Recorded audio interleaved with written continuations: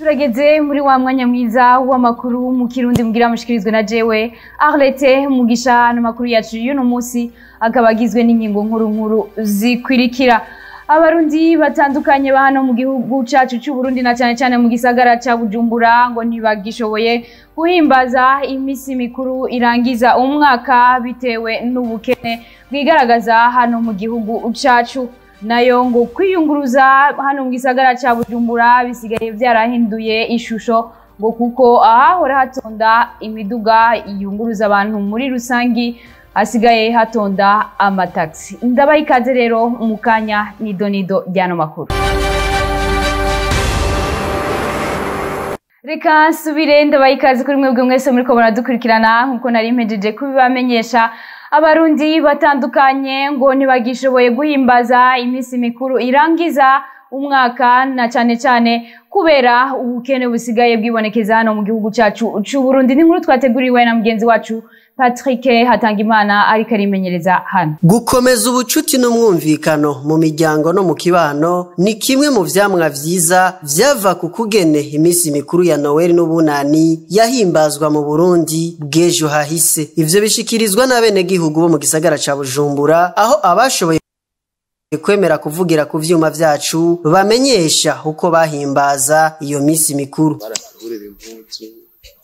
Adutwara ku mabici tugafungura, tukamara gufungura tugaca tugenda hama tukagaruka mw'ijoro. Iyo hegereje imisi mikuru ya Noel twariyumvirira muhira hamwe mama n'abandi bana tuvukana ingene tuzofungura ku munsi mukuru wa Noel, kuko wasanga kenshi ibyo tugomba gufungura bitandukanye n'ivyo twahora dufungura, kandi twariyumvira no kungene twoshobora kuronka ivyambagwa bishasha bitandukanye n'ivyo twahora twambara. Twariyumvira nk'ahantu twoja gutembera ku munsi mukuru wa Noel ku buryo bw'uko buri muntu wese azoshobora kunezerwa nimba ari ikinyobwa kizoboneka. Yamara ivyari magera vyarageruye ngo ntivyoba bigishoboka ko iyo misi mikuru ihimbazwa nka kera, ahanini bitewe n'ubuzima bwazimvye eka ndetse n'imiryango ubu yatatanye. Ukuntu Noel yahimbazwa ubu ntibigishoboka kubera yuko turavye novuga ati mu bintu bijanye n'uburyo harabayeho ihinduka. Imiryango myinshi ubirakenye, nubwo umuvyeyi yoba yipfuza gufasha abana biwe kugira ngo bahimbaze Noel neza, usanga uburyo bwabaye intambamyi cyane. Bituma rero uko kera twahimbaza Noel nuko ubu tuyihimbaza habaho itandukaniro bivuye cyane ku mpamvu z'uburyo bwagiye buragabanuka mu miryango yacu. None ko ibintu vyazimvye, kiro cy'umuceri gisigaye kiri kuri 7000, ibiharage biri kuri 4000. Fana zozo ntuvuge zaraduza, aho kumwe fana umuntu niyo tumayinwera gakiki kwera gashinzwe academy. Tubibutse ko hasigaye imisi 5 gusa kugira hahimbazwe Noel, umwe mu misi mikuru ikomeye cyane mu miryango na cyane ku bakristu kandi himbazwa cyane mu Burundi. Tubandanya n'ivyo misi mikuru mu gihe abarundi batandukanye mu guhimbaza iyo misi mikuru bahora baja kugura ivyambagwa bitandukanye. Abadandaza b'impuzu bamenyesha ko ibiciro byaduze cyane kubera ko ikena ry'ibitoro ngo ivyo byose bigatuma bataronka abakiriya babo uko bikwiye. Ni nkuru dukesha mugenzi wacu Elvis Munyaneza. Inyuma yaho hibonekeje ibura ry'igitoro, ingaruka ziratanguye kwibonekeza mu bidandazwa bimwe aho twaciye ku masoko atandukanye nko ku isoko kwa Siyoni no ku isoko yo mu Ruvumera iri muri zone Buyenzi. Abadandaza b'impuzu z'abana bamenyesha ko umunsi uhera atamuguzi babonye, bakavuga ko ahanini biterwa n'ibura ry'igitoro ndetse n'ibiciro vyiyongereye n'aya mikoro y'abaguzi akaba make. Ikibazo c'abakiriya cabaye ndase kubera kwiyunguruza ntibikunda, ibitoro ntavyo, aho umuntu araza ugasanga atasha danaje amahera makenya kubera yabuze abakiriya bivanye n'ukuntu ko kwiyunguruza bidakunda.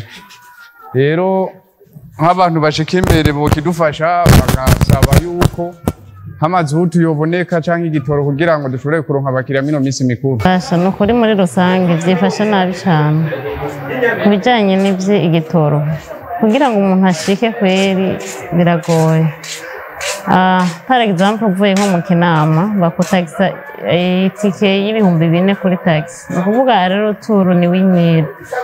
None gasha woza kugura izo mpuzu utazi ingene utaha nayo mahera yose ucitamo kubihewa.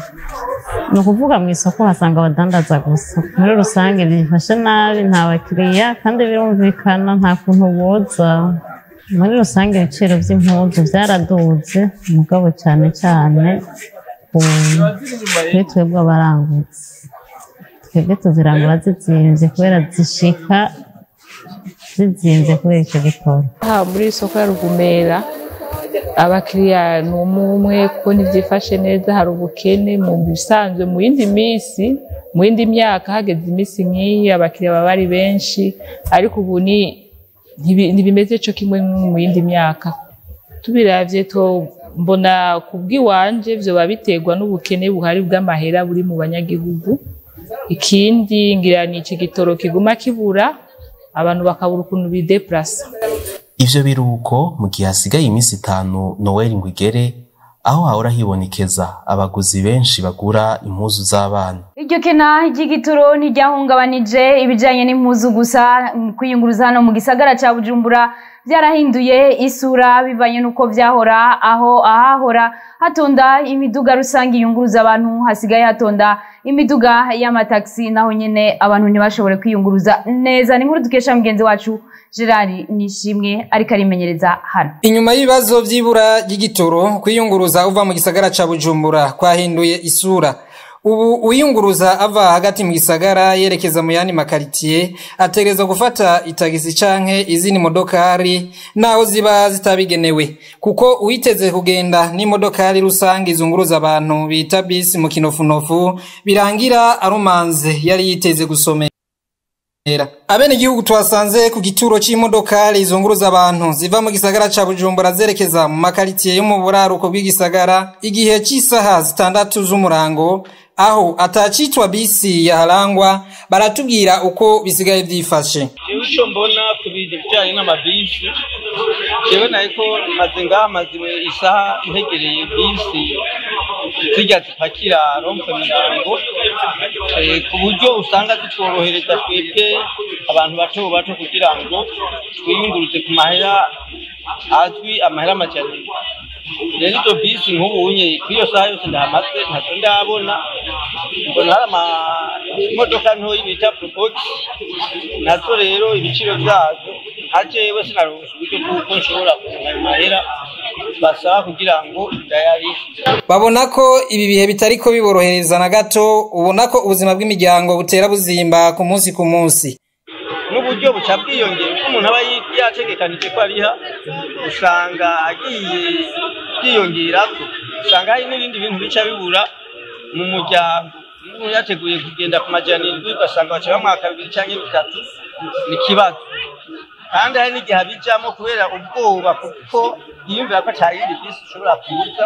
Naho biruko uburyo busigaye bukoreshwa mu kwiyunguruza mu gisagara ca Bujumbura burateye impuhwe abana bariya, kuko abadashoboye kugenda urugendo rw'amasaha 2 canke arenga n'amaguru bahitamo kugendera hagenewe imizigo mu za taxi, nayo ngo na ya miduga yagenewe gutwara ibintu ntisigaye itangwa mu kunguruza abantu ibakura mu gisagara. Ivyo bigatera ukwibaza nimba iyo ariyo ngendo ibereye yobandanya isahiriza igihugu wacu kunguruza abantu mu gihe hari ingendeshwa zabigenewe. Ibihungabanije abenegihugu hano mu gisagara ca Bujumbura si ibyo gusa, ngo haribonekeza ikena ry'ubwiherero na cane ku mazu y'uburiro atandukanye, bimwe mu bituma abitura ayo mazu y'uburiro biherera aho babonye hose. Ni nkuru dukesha mugenzi wacu Benoit Sindayigwanya. Ikibazo c'isuku mu gisagara ca Bujumbura ahenshi nticifashe neza, aho twaciye hirya no hino kuri uno wa 14 Kigarama mu mazu y'uburiro ari mu makartier atandukanye,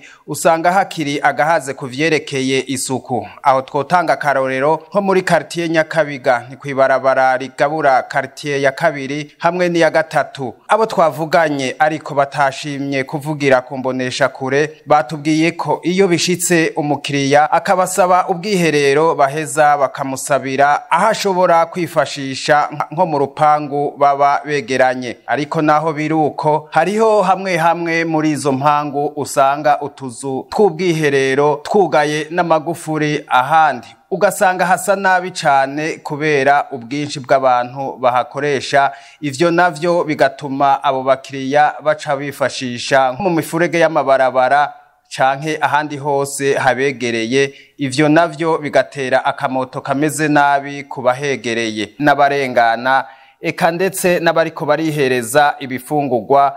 Ahandi naho bigakwega ingwara ziva kw'isuku rike, aho twovuga nka korera n'izindi zija ziribonekeza mu gisagara ca Bujumbura hamwe no mu micungararo y'ico gisagara. Ndabasabe imbere yuko tubandanya amakuru yacu tubanze tumire amategato ca tugaruka tubandanya. Muri ibisi bikuri rangiza umwaka ndabarahiye. Tesa na Noeli, Tesa na Star Times. Nivyukuri ubuguze buke y'amezi abiri y'amayinite wari uraba ya Star Times uca wirabira buke yo hejuru yayo amezi abiri nyene. Sivyo gusa, wari uraba buke yo hejuru iruta izindi baca bakongererako imizi 10 yose wirabira ataco winona. Nimwirabira amasanamu ya mbere Tesa kuri decoder za Star Times biraje vyihuse. Ganza TV yitwa Ganza TV kuri Star Times. Na ya decoder rurangiza Tesa ya Star Times DTH n'ibihumbi 50 gusa. Tesa na Noel, Tesa na Star Times. Que le spectacle commence. Iminsi mikuru iracabandanya muri Canal Plus. Gura amayinite nk'ayo wahorana ucumara iminsi 30 uraba amasheni yose ya Canal Plus. Iminsi 30 mwirabira ibiganiro biryoshe cane ku masheni arenga amajanane. Iminsi 30 twirabira za nkino ziryoshe. Iminsi 30 twirabira y'amaseri dukunda. Iminsi 30 dukurikirana za sinema zakataraboneka. Pas mal du tout. Muri Canal Plus niturota duhagarika kubanezereza. Amakuru yacu tuyasozerere mu yavugwa mu gisata c'inkino. Ikibuga c'umupira w'amaguru citiriwe Intwari ngo ibikorwa vyacu biriko birasozerwa nubwo ikiringo c'ivyo bikorwa aho bizorangirira kitaramenyekana neza.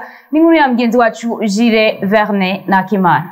Kubona Urundi butagira ikibuga mpuzamakungu bwakirira kw'inkino ni uruhombo runini ku gihugu. Bivugwa na Desire Hatungimana, umwe mu bamenyesha amakuru b'inkino bakanye n'imbonesha kure BTV, akanasaba ko bishoboka Urundi bwoza burakirira hafi kugira ngo uburyo butangwa bugabanuke. Iyo imigwi iserukirabihugu y'u Burundi irakina ija gusembera, igiye gusembera rero itakaza ibintu byinshi, itakaza amafaranga kuko baca bagenda bagafata indege kandi bokiniye mu rugo, ugasanga amafaranga atakaye menshi y'amabiye d'avion yugurira abakinyi na staff yose. Hanyuma ibikurikira ugasanga bagiye gufata amahoteli yo mu bindi bihugu bitari nkenerwa bakoreye amahoteli y'u Burundi. Amahoteli y'u Burundi yokwinjije amafaranga yokwinjijwe n'abantu bari mu Burundi biturutse kuri abantu baje gukina mu Burundi, ugasanga yose aratakaye. Iyo umugwi ukiniye muhira ibisi yose ufatwa mu mugongo n'abarorerezi b'ico gihugu bakitanga, ugasanga bifashije cyane gose umugwi serukiragihugu kubera bavuga yuko abarorerezi bagira umukinyi wa 12. Ico kintu rero umugwi serukiragihugu w'u Burundi uragihomba cyane. Iyo amakipe aje gukina azazanye abantu benshi bakazana amafaranga y'agaciro Burundi bukenye cyane. Uno munsi rero kubona stade Intwari itari kwirakira inkino ni igikorwa kibi cyane. Novuga ko mu butunzi gisubiza inyuma igihugu. Nosaba nk'abajejwe Burundi, abajejwe umupira w'amaguru, ubushikiranganje bw'inkino yuko nibura bosaba ikibuga Butare mu Rwanda ni kilometero nk'ijana uvuye Bujumbura, bakaza bakakinira ico gihe abarundi busubira kubona mu serukiragihugu wabo mu maso mu yandi. Alexandre Muyenge arongoye ishami ry'umupira w'amaguru mu Burundi FFB arabahumuriza, akanavuga ko bari mu bikorwa vya nyuma ko vyinshi bimaze gukorwa. Nitwatangura gukinira iwacu ibyo byose resulta uko bigenda kose zizohinduka. Niba tutabiye muri kane muri Cote d'Ivoire 2023 byose ni kibuga. Jewe ndazijya kure twarimo iyo tuba turi ngaha i Bujumbura ndazi ko twari kugenda stade fani yaheze none nk'ubu hasigaye ibiki no gushira ku intebe no kwikipa mu mavestiaire mu masanitaire amasanitaire yose ari ngaha hasigaye guco kagizamo gusa hasigaye ibintu bya electricity ibintu by'amazi byose biri ngaha ivyo gusakara la moitié biri ngaha mu gihe kibuga cyitiriwe intwari cyari cyasambuwe mu mpera z'umwaka 2022 kugira cubaka yisunzwe amategeko y'ishiramwe mpuzamakungu FIFA byari biterekanijwe ko mu kwezi kwa mukakaro 2023 zaba cyaheze kubakwa ariko bikaba bitashobotse. Nino kuri iyo nkuru duciye dusozerera ko ano makuru yacu y'uno musi ariko mu nkundire kuba dufatiye hagati ndabasubiremwo ingingo nkuru zari ziyagize abarundi muri rusangi na cyane hano mu gisagara ca Bujumbura bamwe bo ntibagishoboye guhimbaza imisi mikuru irangiza imyaka na cyane ko biterwa n'ubukene bwibonekeza hano mu gihugu cacu c'u Burundi nayo kubera ikena ry'igitoro hano mu gisagara ca Bujumbura ngo kwiyunguruza bisigaye byarahindutse kuko imiduga yunguruza abantu muri rusangi itakiboneka bigatuma bamwe bunguruzwa n'amataxi. Nino ngaho rero duciye dusozerera ano makuru yacu ndabashimire mwebwe mwese mwariko muradukurikirana mubandanye mugira ibihe byiza uranirwa mu banyu no mu byanyu ndabipfuriza no kwitegurira neza kurangiza uno mwaka 2023 ndetse mugira mu igihe izogera mugire ibihe byiza mu banyu no mu byanyu.